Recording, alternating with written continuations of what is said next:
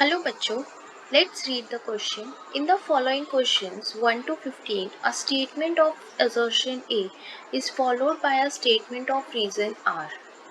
We have a first statement if both assertion and reason are true, but the reason is the correct explanation of the assertion. Second, both assertion and reason are true, but the reason is not the correct explanation. Third, if the assertion is true statement but the reason is false. Fourth, if both assertion and reason are false statements. So, the assertion is the decomposition of gaseous N2O5 follows first order kinetics.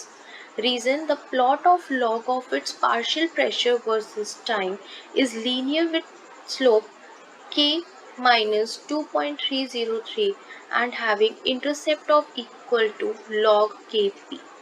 आपको क्या बोला हुआ है कि आपके पास assertion है जो कि डीकम्पोजिशन रिएक्शन शो कर रहा है N2O5 में, क्या वो फर्स्ट ऑर्डर काइनेटिक्स को फॉलो करता है।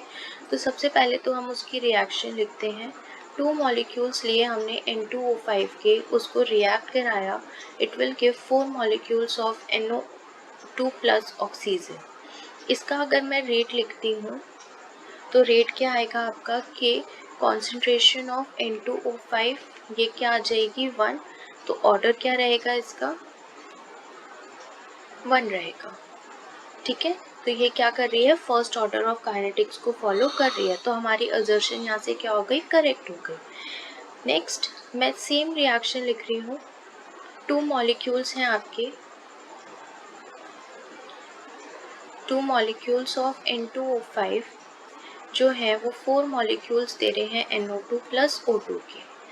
अगर मैं टेम्परेचर 0 की बात करूं तो उस टाइम पे मेरा जो पार्शियल प्रेशर है N2O5 का वो क्या है, P है, और NO2 का 0 है, ऑक्सीजन का भी 0 है। टाइम T में पार्शियल प्रेशर क्या हो गया मेरा, P माइनस x हो गया, और ये हमारा 2x हो गया। हाफ कर देंगे क्योंकि x क्या है, रिएक्टिंग मॉलिक्यूल है, जो बच गया है हमारा reacting molecule, remaining reacting molecule, और O2 क्या है, x/2 आ जाएगा। ठीक है, हमारा अगर ये N2O5 के बेस पे ही हम इसको आगे प्रोसीड कर रहे हैं, तो जब N2O5 हमारे फर्स्ट ऑर्डर ऑफ काइनेटिक्स को फॉलो कर रहा है तो हम यहाँ पे इक्वेशन लिख सकते हैं कि K is equal to 2.303 upon T log concentration of reactant that is N2O5 जो कि किस पे है, टाइम 0 पे, concentration of reactant N2O5 for reactant time T।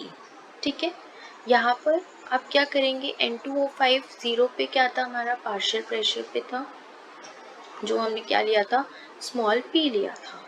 यहाँ पे करती हो K is equal to 2.303 upon T log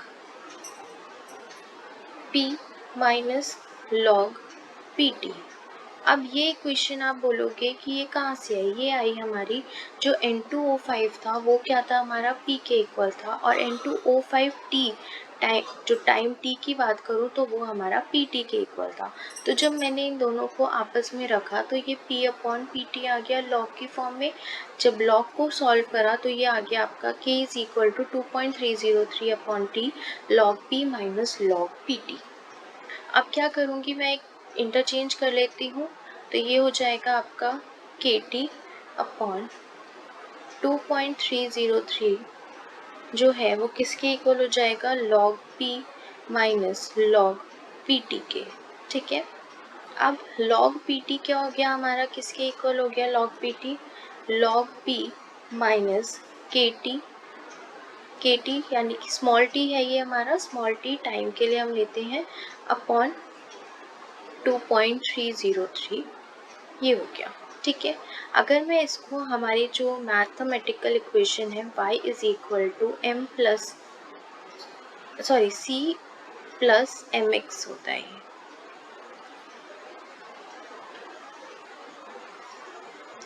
ये क्या होता है हमारा, C प्लस mx होता है। ठीक है, इसके अकॉर्डिंग रखूंगी, तो ये जो हमारा C होता है ये क्या डिनोट करता है, हमारे इंटरसेप्ट को डिनोट करता है, इंटरसेप्ट। और mx क्या है, हमारा स्लोप है। ओके, अगर मैं इसके ग्राफ की बात करूं तो ग्राफ हमारा इस तरीके से बनेगा। यहाँ पे जो हमारा x एक्सिस है वहाँ पे हमारा क्या आएगा, टाइम आएगा।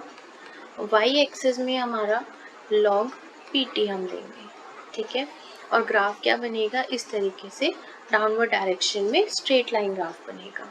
ये वाली जो टर्म है ये हमारी इंटरसेप्ट देगी, जो कि किसके इक्वल है, log p के। और ये हमारा स्लोप है, जो कि स्लोप कितना है हमारा, -k/2.303, ठीक है। तो हमारी जो रीज़न है वो यही बोल रहा है कि जो प्लॉट है हमारे पार्शियल प्रेशर का versus time, partial pressure T PT और टाइम के बीच का जो प्लॉट है उसमें जो हमारा स्लोप आ रहा है वो आ रहा है -k/2.303, और इंटरसेप्ट जो है वो हमारा किसके इक्वल आ रहा है, log p के। तो ये स्टेटमेंट क्या है हमारी, सही है। तो रीज़न भी हमारा क्या हुआ, करेक्ट हुआ।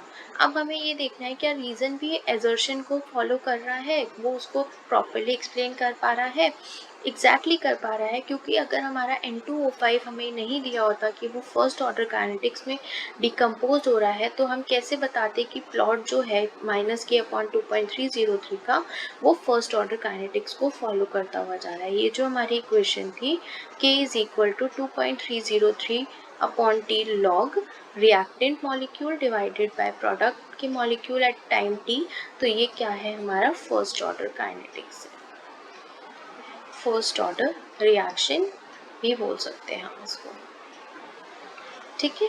तो आपका जो ऑप्शन रहेगा वो फर्स्ट वाला आंसर, फर्स्ट ऑप्शन करेक्ट रहेगा। If both assertion and reason are true and the reason is the correct explanation of the assertion, तो फर्स्ट जो है आपका वो करेक्ट है।